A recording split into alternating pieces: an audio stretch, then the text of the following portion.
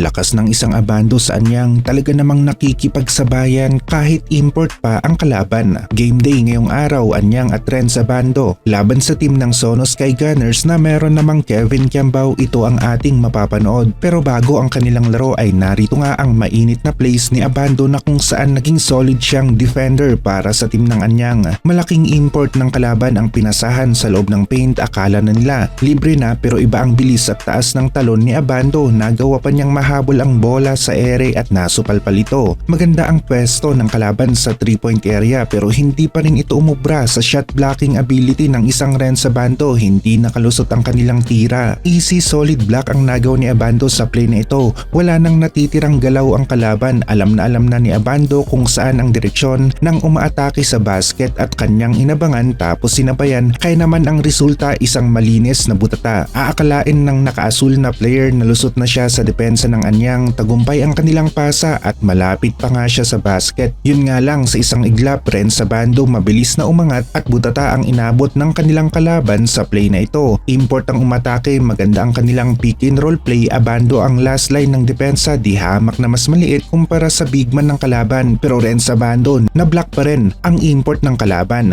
Fast break ang sunod na eksena, sabayan sa ere. Abando at kalaban parehong umangat, panalo ang depensa ni Abando, nakuha pa nila ang bola sa play na ito. Napawaw na lamang ang mga nanonood sa defensive play ni Renz Abando sa eksenang ito. Talagang huling-huli ang bola, walang nagawa ang malaking mama sa depensa ni Lakay. Maganda ang timing ni Abando at nakakatulong ng malaki ang kanyang pagiging athletic sa depensa kaya madalas ang mga import ay nabubutata ni Abando kagaya na lamang sa play na ito. Isang two-way player si Abando. Merong magandang depensa at maging sa opensa ay hindi nga rin magpapahuli ang isang Renz Abando. Pang highlights ang ginawa ni Abando dito, maganda ang kanyang pagkakablock. Ipinapakita niya na isa nga siyang shot blocker at kahit na dihamak na mas malaki ang kanyang sinasabayan ay kita naman sa video kanya itong nadedepensahan ng mabuti. Kung sunod-sunod nga naman ang block na nagagawa ng isang player sa isang game kagaya na lamang dito ay mapapahanga ka nga rin talaga. Abando na naman ang lumipad sa ere para sa isang explosive na depensa. Marami talagang pinanis si Abando sa kanyang pananatili sa anyang bago ito umalis at ngayon nga na nagbabalik si Renz Abando sa KBL at para sa team ng anyang ay magkakaroon na naman sila ng isang player na merong X-factor ang laro. Pwedeng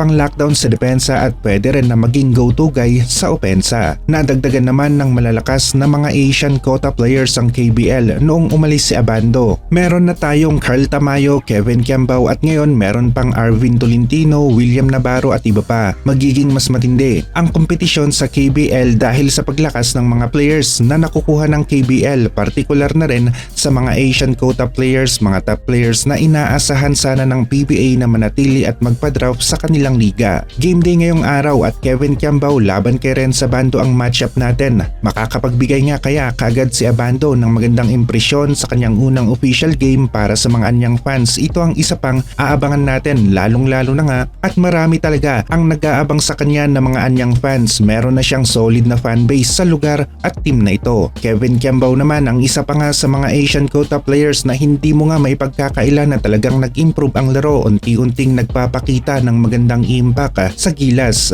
At maging sa Sono, maganda rin ang kanyang laro. Malakihang ambag sa opensa ang kanyang nagagawa para sa team na ito.